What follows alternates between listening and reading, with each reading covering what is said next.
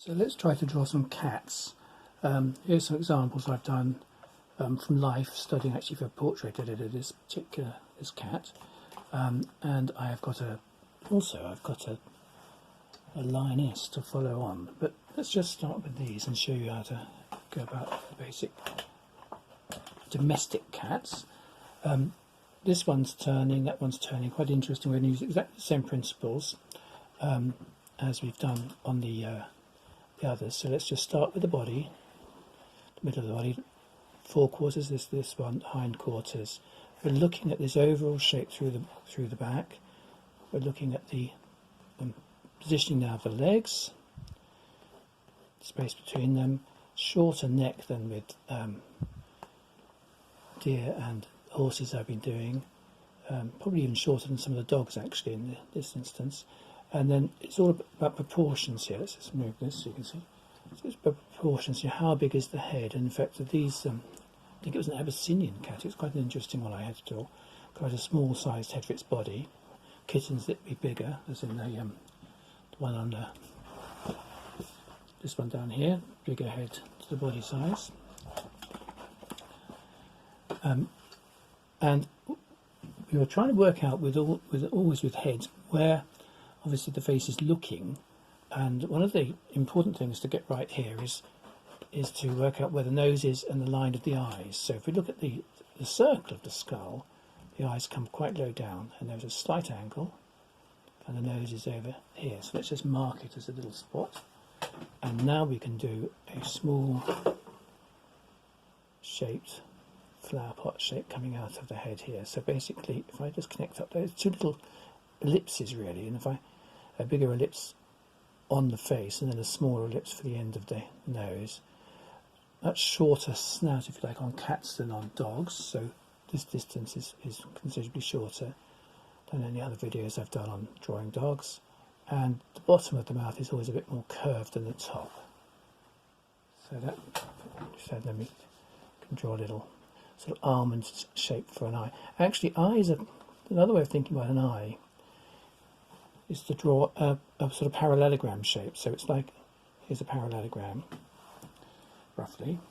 And what you do with the cat is you just round off the bottom of the parallelogram a bit more, and so you get this sort of almond shape. So put the top of this parallelogram and curve it, the bottom of the parallelogram and curve it a bit more, and then you can put typically a sort of narrow slit of a pupil into the eye there. And don't forget that there's often a ridge or a mark through the middle of the skull at the top. Not always visible, especially on a fluffier cat, but it helps you to line things up. And then we've got ears, which aren't right on the outside edge of the head here. They come in a bit, basically triangular, but in this instance a little bit of a curved end. And look at the space between the ears, like we do for legs. How high up do they go? And again, how pointy they are. And that will help you get everything sort of more or less lined up. Once you've got that little triangle for nose, little sort of, well, you don't really see much of the mouth at this angle. That's when we do some portraits, we'll look at that in more detail. Whiskers as well, of course. And now let's connect everything up. So let's find what's called the withers. Let's see, the top of the shoulder blades on a horse is called the withers. I don't know if it's called the same on a cat, but anyway, there's a little knobble there. Then it goes into the main part of the spine. From the middle of the shoulder blade, you actually get the equivalent of our shoulder, about here, coming down to the elbow here, and that's where you actually see the leg sort of coming through from the rest of the body. So let's just get that, tapering down. So these simple tapering shapes, and there isn't a lot of length between the paw and the rest of the leg, like on a horse, for example. So that's a shorter bit there. Might see a bit of the other leg coming down on the other side, not sure. And again, how fat is your cat? Well, it's up to you. And we've got the overall shape of the legs. Maybe bring this one down a bit.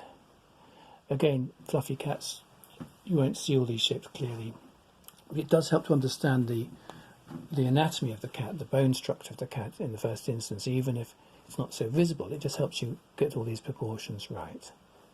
So here we go, coming down the going to slip that back in a bit more. Let's put a tail on it.